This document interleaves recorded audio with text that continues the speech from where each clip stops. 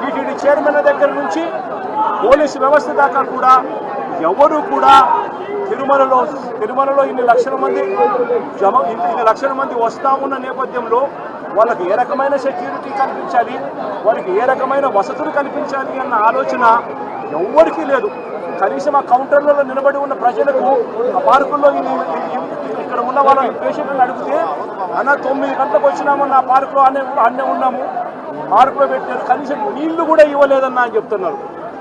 అంటే క్యూలలో నిలబెట్టడం కానీ, సఫిషియెంట్ పోలీస్ ఫోర్స్ పెట్టడం కానీ, రోప్ పార్టీస్ ఆర్గనైజ్ చేయడం కానీ, క్యూలలో ఉన్న వాళ్లకు నీళ్లు ఇవ్వడము, మజ్జిగ ఇవ్వడము, కనీసం వాళ్ళ ఫుడ్ ప్యాకెట్ ఇవ్వడము, ఇటువంటి ఏవి కూడా జరగల. కనీసం వీళ్ళు మనుషులుగా ఉన్నారు అని పట్టించుకున్న పరిస్థితి కూడా ఎక్కడా లేదు. గాలికి వదిలేశారు నిర్లక్ష్యంగా. ఇదే 5 సంవత్సరాల కిందట మా ప్రభుత్వంలో 5 సంవత్సరాలు చూస్తే ఇటువంటి కార్యక్రమాలను ఎంత గొప్పగా చేశాము అని చెప్పి ఈ రోజు కూడా ప్రజలు చెప్పుకునేంత గొప్పగా ఈ వ్యవస్థ నడిచింది.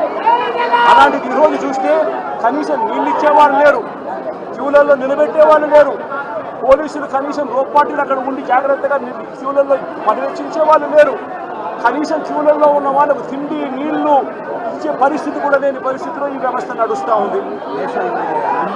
ఇంత దారుణంగా నిజంగా వ్యవస్థ ఉంది. ఇదే పెద్ద మనిషి చంద్రబాబు నాయుడు గారిని నేను గట్టిగా డిమాండ్ చేస్తా ఉన్నా. ఇది ప్రభుత్వం చేసిన తప్పు, ప్రభుత్వం తప్పిదం వల్ల ఈ ఇన్సిడెంట్ జరిగింది. ప్రభుత్వం పూర్తిగా బాధ్యత తీసుకోవాలి.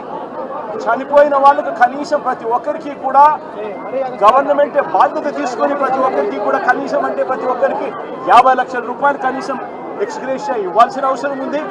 అదేవిధంగా ఇక్కడ పేషెంట్లుగా ఉన్న వాళ్ళందరికీ కూడా ప్రభుత్వం తప్పడం వల్ల వీళ్ళంతా కూడా పేషెంట్లు అయ్యారు కాబట్టి వాళ్ళందరికీ కూడా ప్రభుత్వం తప్పిదంగా ఒప్పుకుంటూ వాళ్ళందరికీ కూడా ఉచితంగా వైద్యం ఇప్పించడమే కాకుండా ఇంటికి పంపించేటప్పుడు వాళ్ళందరికీ కనీసం 5 లక్షల రూపాయలు డబ్బులు ఇచ్చి ప్రతి ఒక్కరిని కూడా పంపించాల్సిన బాధ్యత కూడా ప్రభుత్వం మీద ప్రభుత్వానికి డిమాండ్ చేస్తూ ఉన్నాం. అదేవిధంగా బాధ్యత తీసుకోవాల్సిన ప్రభుత్వం బాధ్యత తీసుకోవాలని కూడా గట్టిగా డిమాండ్ చేస్తూ ఉన్నాం. దీంట్లో బాధ్యులు చంద్రబాబు నాయుడు గారు, టీటీడీ చైర్మన్ గారు, TTD EO, TTD additional EO. ఎందుకంటే వీళ్ళే ఎంతమందిని ప్రవేశింపజేయాలి అని చెప్పి వీళ్ళు ఆదేశాలు ఇస్తారు కాబట్టి వీళ్ళు కూడా బాధ్యులు. అదేవిధంగా ఎస్పీ, కలెక్టరు వీళ్ళు కూడా ఈక్వలీ రెస్పాన్సిబుల్ పీపుల్.